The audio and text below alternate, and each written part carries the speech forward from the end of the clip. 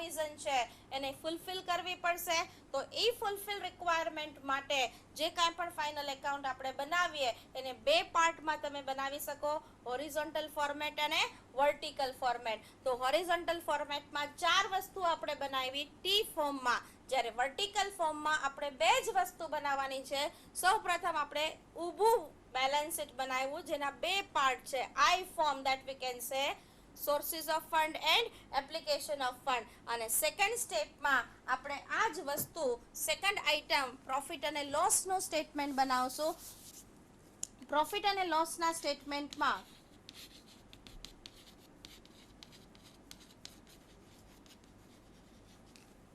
આ જ પ્રમાણે 2 સાઈડને બદલે 2 પાર્ટ બનાવવાના છે, ઇન્કમ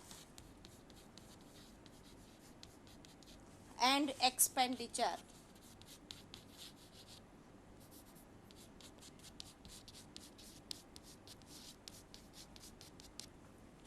કંપનીને જે કાંઈ પણ ઇન્કમ મળે છે by way of sale and other income, any other income, અને આ total ઇન્કમમાંથી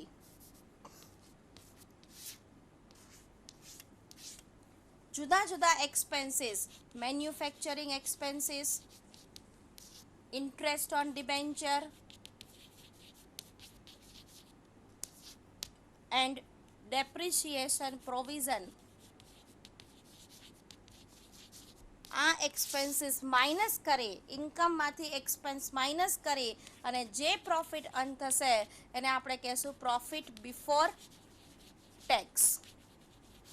company form of business છે, normally they will prepare 50% provision for tax, અને જે અલ્ટિમેટ પ્રોફિટ રહે that should be said as a profit after tax. તો as per horizontal format આપણે જે 2 સાઈડમાં અકાઉન્ટ્સ બનાવ્યા, તો એઝ પર વર્ટિકલ ફોર્મેટ એને 2 પાર્ટમાં બનાવ્યા. That's why it should be said as a I form. તો student, hope so you get the clarity regarding the format of preparing final account of joint stock company. Then we discuss what are the adjustment effect from our friend. નમસ્તે મિત્રો, અત્યાર સુધી આપણે જોયા various formats of the final accounts, means the meaning of the final accounts as well as the meaning of the final accounts of the company and the need for the final accounts as well as the horizontal form as well as the vertical form for the final accounts. Now there are various adjustment regarding the final accounts of the company. એટલે જુદા જુદા હવાલાઓ છે કે જેને આપણે એની effects આપણને જરૂરી છે કે આપણે જ્યારે વાર્ષિક હિસાબો કંપનીના બનાવતા હોઈએ ત્યારે એની ઇફેક્ટ્સ કેવી રીતે આપવી, શું મિનિંગ છે એડજસ્ટમેન્ટનું, એ આપણે ડિટેલમાં જોઈએ. Meaning of adjustment. Adjustment means હવાલા. કોઈક વાર એવી રીતે પોસિબલ થાય કે ભાઈ ધંધામાં કોઈક બાય મિસ્ટેક એકાદ એન્ટ્રી કે ઘણી બધી એન્ટ્રીની એવી રીતે પોસ્ટિંગ કરતાં રહી ગયું હોય, બાય મિસ્ટેક અથવા તો ઉતાવળ હોય અથવા તો કંઈ પણ એવી રીતે સિચ્યુએશન થઈ જાય, સંજોગો વશાત આપણે ભૂલી જઈએ કે ભાઈ કઈ એન્ટ્રીઝ લખવાની છે અને કઈ એન્ટ્રીઝ લખવાની નથી. તો જ્યારે at the end of the year to know the correct or the true figure of the profit and loss we have to pass the effects of the adjustment. Generally there are 2 effects for this adjustment. Means adjustmentના જ્યારે આપણે entry આપતા હોઈએ ત્યારે આપણી એની minimum 2 entry તો આપણે એને દેવાની જ છે. એટલીસ્ટ 2 એન્ટ્રીઝ મીન્સ ઓછામાં ઓછી 2 એન્ટ્રી, એની કરતાં વધારે પણ હોઈ શકે પણ એનીથી ઓછી હોઈ શકે નહીં. અત્યારે અહીંયા આપણને 12 જેટલા હવાલાઓ છે. સૌથી પહેલા હવાલો છે closing stock. Closing stock means આખર સ્ટોક. વર્ષના અંતે જે કંઈ પણ આપણને ક્લોઝિંગ સ્ટોક હોય મીન્સ જે કંઈ સ્ટોક હજી આપણના વેચાણા નથી અને જે કંઈ આપણા ધંધામાં પડેલા રહ્યા છે તેને કહેવાય છે ક્લોઝિંગ સ્ટોક. એની આપણે ઇફેક્ટ જોઈએ જો પાવર પોઈન્ટ પ્રેઝન્ટેશનમાં, તો પહેલી ઇફેક્ટ એમ આવશે કે credit side of the trading account. એવી આપણે આગળના જ ઓલામાં જોયું કે ટ્રેડિંગ અકાઉન્ટ શું છે, તો closing stock credit side of the trading account એ એની પહેલી ઇફેક્ટ થશે. જ્યારે બીજી effect of the closing stock એ આપણે પાવર પોઈન્ટ પ્રેઝન્ટેશનમાં જોઈએ, asset side of the balance sheet under the heading of the current assets. Balance શીટમાં આપણે જુદા જુદા હેડિંગ જોયા હતા, like share capital, reserves and surplus, secured loan, unsecured loan and all that. પણ એસેટ સાઇડમાં જે હેડિંગ છે કરંટ અસેટ્સમાં આપણે લખશું ક્લોઝિંગ સ્ટોક. વિદ્યાર્થી મિત્રો, બીજું એડજસ્ટમેન્ટ છે આઉટસ્ટેન્ડિંગ એક્સપેન્સીસ, મીન્સ ચૂકવવાના બાકીના ખર્ચાઓ.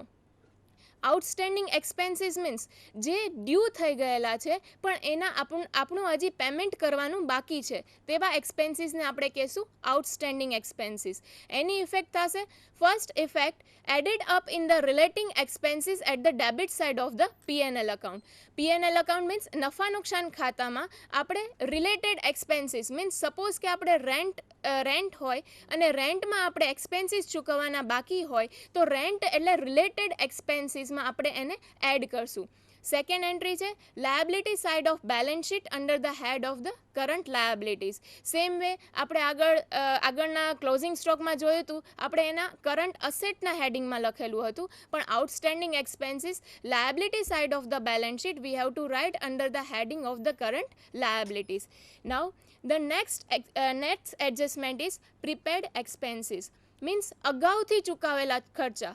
આઉટસ્ટેન્ડિંગ મીન્સ ચૂકવવાના બાકી ખર્ચા, જ્યારે પ્રીપેડ એક્સપેન્સ મીન્સ અગાઉથી ચૂકવેલા ખર્ચા જેના આપણે અત્યારે પેમેન્ટ નથી કરવાનું પણ આપણે એને એડવાન્સમાં કરી દીધેલું છે એનું પેમેન્ટ, એને કહેવાય છે પ્રીપેડ એક્સપેન્સીસ. પ્રીપેડ એક્સપેન્સીસની મેઇનલી બે ઇફેક્ટ છે. First of all we have to subtract from the relating expenses at the debit side of the PNL account.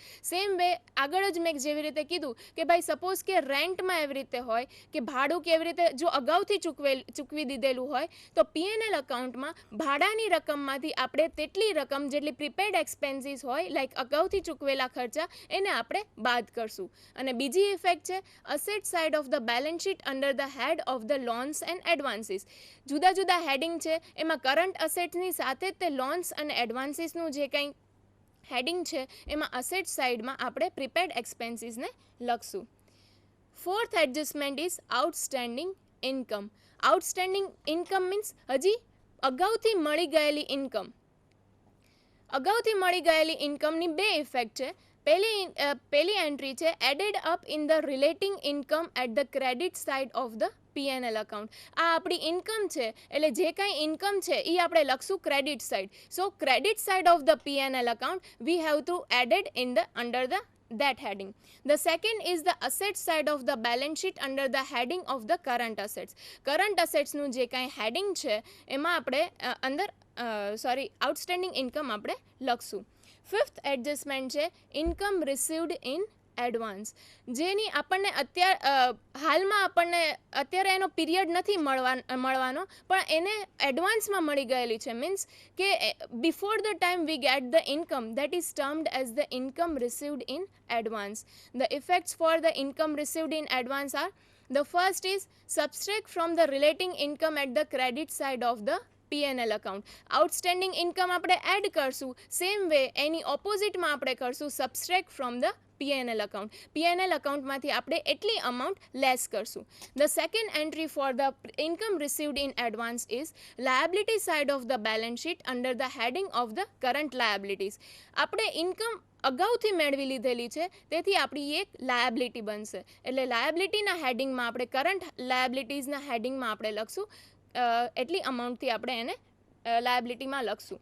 The sixth adjustment is the depreciation. Depreciation means ઘસારો. Generally we can see that the value of the fixed assets in the business is not same as a year wise. એટલે suppose કે આપણે 2003માં જે કંઈ મશીનરીની જે કંઈ કિંમત હોય તે અત્યારે 2010માં નેચરલી નથી જ હોવાની બિકોઝ ઓફ વેરિયસ ડેપ્રિસિએશન. જે કાંઈ એને જુદા જુદા ઘસારા લાગે, જુદી જુદી એની મરમત કરવી પડે એને કહેવાય છે ઘસારો. ઘસારો is one of the expenses for the company. So naturally we have to write at the P&L account, debit side of the P&L account. And the second is the subtract from the relating assets in the balance sheet. એટલે suppose કે આપણે plant and મશીનરીનો ઘસારો હોય તો આપણે balance શીટમાં plant and મશીનરીમાંથી એટલા ટકાના આપણે ઘસારો લેસ કરી દઈશું. Next adjustment is the bad debts and bad debts reserve.